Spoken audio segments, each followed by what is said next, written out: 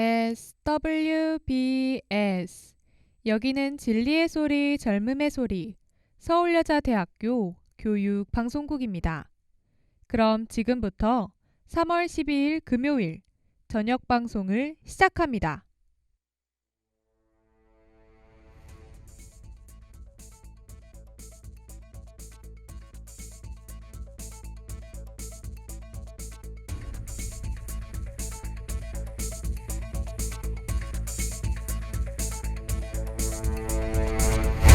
시사 브리핑.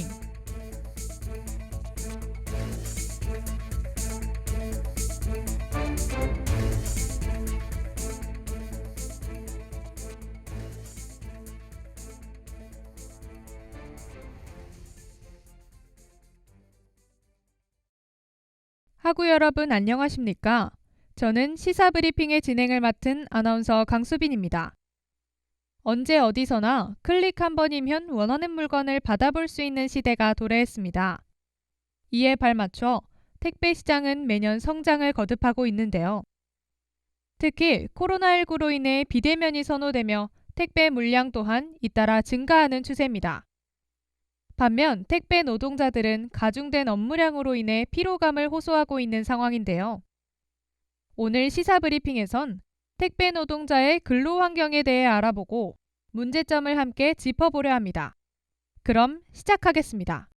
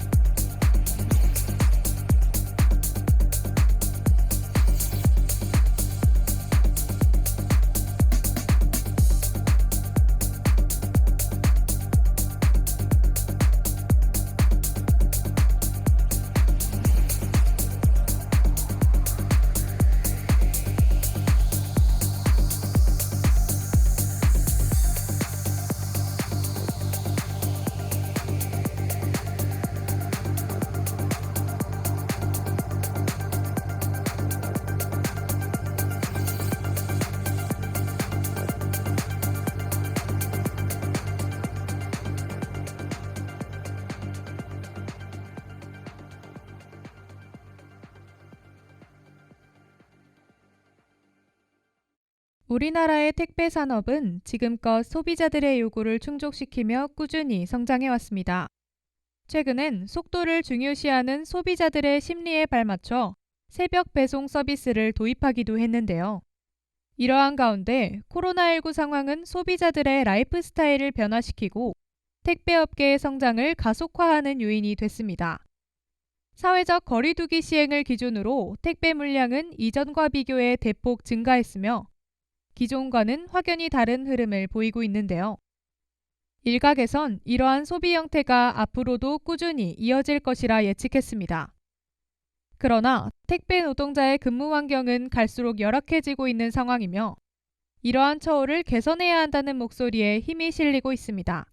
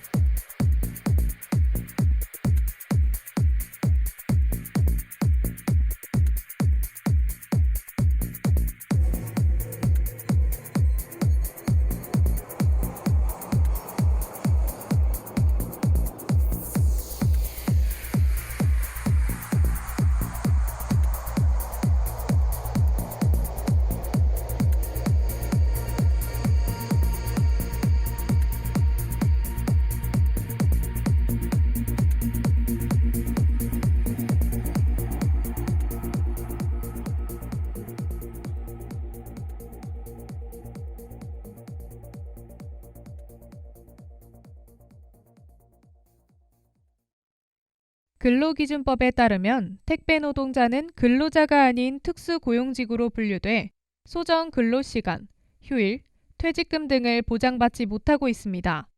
또한 산재보험 의무가입 대상자에 속해 있지 않아 보험료를 직접 부담하기도 하는데요. 물품 배송뿐만 아니라 분류 작업도 함께 강행하기 때문에 평균 주 6일, 70시간 이상의 근무를 이어나가고 있습니다. 이는 올해 발표된 근로기준법상 근무 시간을 훨씬 초과하는 수치인 것으로 밝혀졌습니다.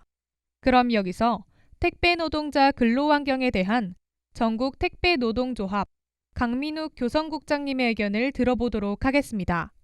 택배 노동자들의 이런 장시간 노동을 규제할 수 있는 법이 없다라는 겁니다. 아무리 많은 시간을 노동을 시켜도 처벌을 받지 않습니다. 그런 한계로 하여서 현재 어떤 법적으로 택배 회사들을 제재하거나 처벌하는 것 이런 것이 아니라 당연히 이런 장시간 노동이 이루어진다면 법으로 이걸 규제를 해야 되는데 현재는 그런 법적 근거가 마련되어 있지 않아서 계속 장시간 노동이 이어지고 있는 상황입니다. 누구도 이제 일하다가 죽고 싶은 사람은 없을 거라고 생각을 합니다.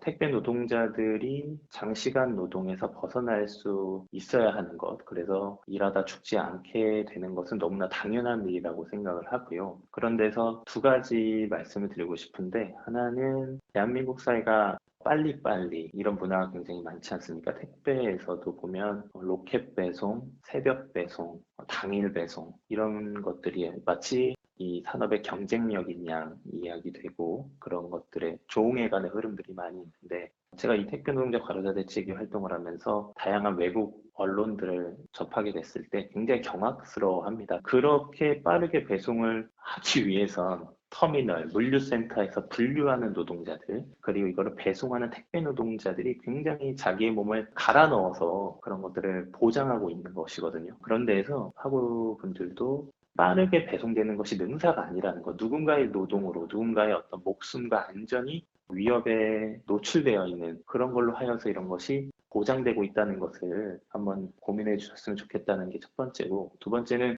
일하다 죽지 않아야 되는 게 너무 당연한 건데 그런 게 이제 당연한 것들이 지켜지지 않았을 때 어떻게 할 거냐, 그럼 누구의 문제냐, 이게 우리의 사회의 문제고 나도 택배 서비스를 이용하는 그런 일원의 한 명으로서 당연한 것이 지켜질 수 있도록 하는데 함께 목소리를 내주셨으면 좋겠다는 말씀을 드리고 싶습니다. 최근 택배 노동자의 근무 환경이 사회적으로 논란이 되고 있습니다. 다시금 이들의 근무 환경을 개선해야 한다는 움직임이 나타났는데요. 대리점은 택배 노동자를 상대로 권리금 관행과 같은 불공정 계약을 강요했습니다. 이를 감당하지 못하고 극단적 선택을 한 경우를 포함해 과도한 업무량에 피로감을 호소한 사례까지, 그 중에서도 지난 한 해 추정된 택배 노동자의 과로사 문제만 16건에 달했습니다. 지난해에 이어 올해도 이러한 안타까운 소식은 계속해서 전해지고 있는데요. 지금껏 택배 노동자의 목숨을 앗아간 사건이 여러 차례 발생했음에도 불구하고 같은 일이 되풀이되고 있다는 사실에 택배사 측을 향한 비난은 멈추지 않고 있습니다. 이러한 상황에 택배사는 택배 노동자의 업무 강도를 줄일 방침이라고 밝혔으나 이는 근본적인 해결책이 되지 못하고 있습니다. 저는 보통 택배를 급한 물건이 필요할 때나 아니면 오프라인보다 온라인에서 구하기가 쉬울 때 혹은 온라인이 더 쌀 때 주로 온라인에서 구입하는 편입니다. 주위 사람들이나 기사들을 통해서 코로나 기간 동안 택배 이용 빈도수가 늘었다고 알고 있습니다. 개인적 차원으로는 또 기사를 통해서 알게 됐던 사실 중에 하나가 택배원들이 고객과의 갈등에서 감정 노동에 많이 시달린다는 기사를 봤는데, 또 개인적 차원으로는 택배 관련해서 문제가 있을 때 택배 기사님께 바로 문제를 제기하는 것보다 택배사나 구매했던 쇼핑몰을 통해서 문제 제기를 해야겠다는 생각이 들었습니다. 이에 주요 택배사들은 사회적 여론을 잠재우기 위한 과로사 방지 대책을 내놓았습니다. 한진택배 또한 작년 10월 택배 노동자 과로사를 방지하기 위한 대책을 발표했습니다. 여기엔 오후 10시 이후에 이루어지는 심야 배송을 전면 중단하겠다는 내용이 포함됐습니다. 그러나 이는 전산상으로만 지켜졌을 뿐 사실상 심야 배송은 피할 수 없는 업무로 자리 잡았습니다. 오히려 이러한 대책은 택배 노동자를 더욱 번거롭게 하는 역효과를 보이기도 했는데요. 이에 택배 노동자 과로사 대책위원회는 한진택배 규탄 기자회견을 가지고 불합리함을 호소했습니다. 연이어 발생하는 택배 노동자 과로사 문제가 심각해지자 문재인 대통령은 더는 안타까운 일이 발생치 않도록 특별히 대책을 서둘러 주길 바란다며 당부한 바 있습니다. 지금의 택배 노동자분들이 과로사하는 이런 사태가 빠른 배송이나 로켓 배송 이런 거를 많이 추구하다 보니까 생긴 건 아닐까 하는 생각을 제가 매체를 보면서 했었고, 그리고 기사로 접한 거 말고도 제가 스스로 느꼈던 거는 확실히 기사님들의 휴일이 사라진 것 같다는 생각이 들었어요. 왜냐면 저는 목요일 날 배송을 시키면 당연히 토요일 날은 배송이 안 올 줄 알았는데, 최근에 제가 배송을 많이 시킨 것도 있겠지만 토요일 날도 저녁까지 택배가 오더라고요. 그래가지고 확실히 업무량이 늘었고 빠른 배송이나 이런 노동자들의 과로가 우리한테 너무 당연하게 느껴지는 것 같아서 안타깝다고 생각을 했습니다. 저는 만약에 그렇게 급하지 않다면 새벽 배송을 굳이 시키지 않고 빨리 필요하다면 미리 배송을 시키는 그런 습관을 들이는 게 제가 할 수 있는 방법인 것 같습니다. 택배 노동자 과로사 문제가 잇따르자 소위 택배 노동자 과로사 방지법으로 불리는 생활물류서비스 산업발전법이 뒤늦게 제정됐습니다. 그러나 본질적인 노동 환경 개선이 이뤄지지 않아 이 또한 보여주기식이 아니냐는 지적이 나오기도 했는데요.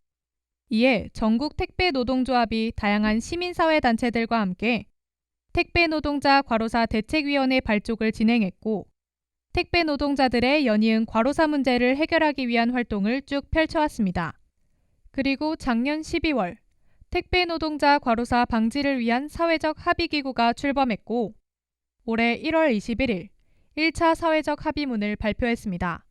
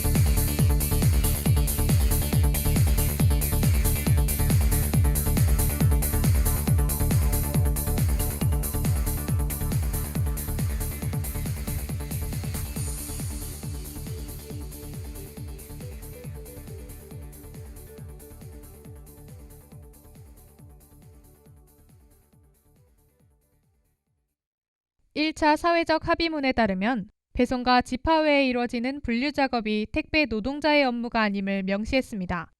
이번 합의는 택배 분류 작업에 대한 책임을 명확히 했고, 택배기사의 작업 범위를 규정하며 분류 전담 인력을 투입, 택배기사가 분류 작업을 수행하는 경우 수수료 지불, 그리고 과로가 발생하지 않게 하기 위한 택배기사의 적정 작업 조건 등을 규정한다는 점에서 매우 큰 의미가 있습니다.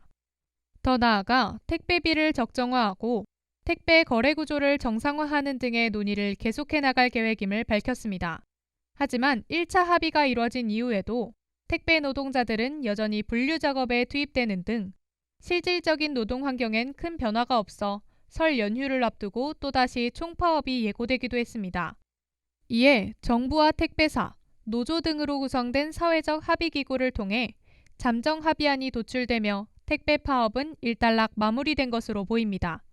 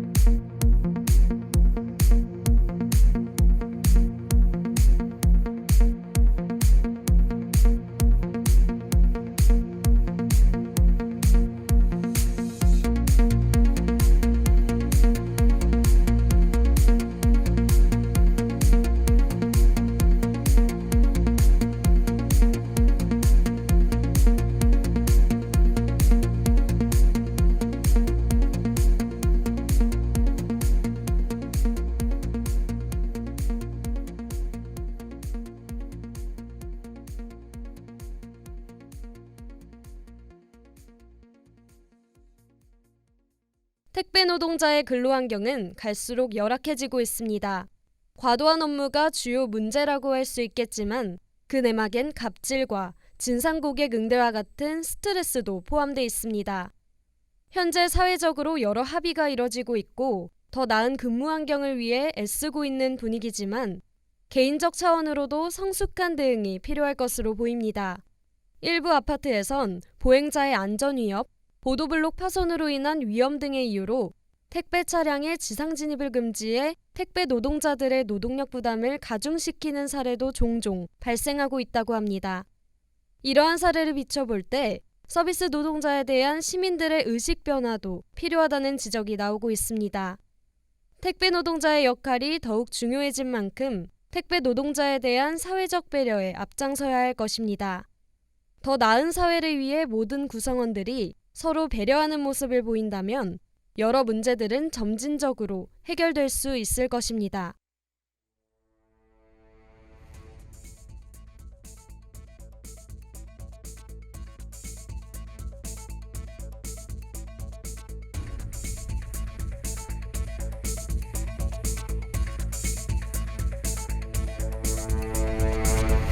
이상으로 시사 브리핑을 마칩니다. 지금까지 제작 보도에 제49기 보도부 아동학과 3학년 김민서, 기술에 제49기 기술부 저널리즘 전공 3학년 고은혜, 진행에 제50기 아나운서부 국어국문학과 2학년 강수빈이었습니다.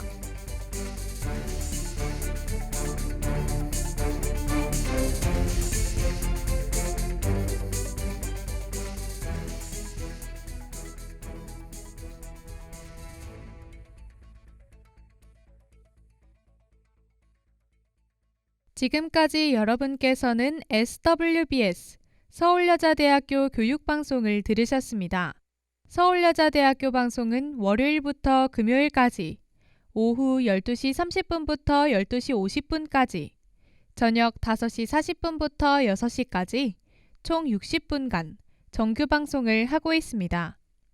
지금까지 청취해주신 여러분께 감사드리며 이상으로 3월 12일 금요일 정규 방송을 모두 마치겠습니다. 여기는 진리의 소리, 젊음의 소리, 서울여자대학교 교육방송국입니다. SWBS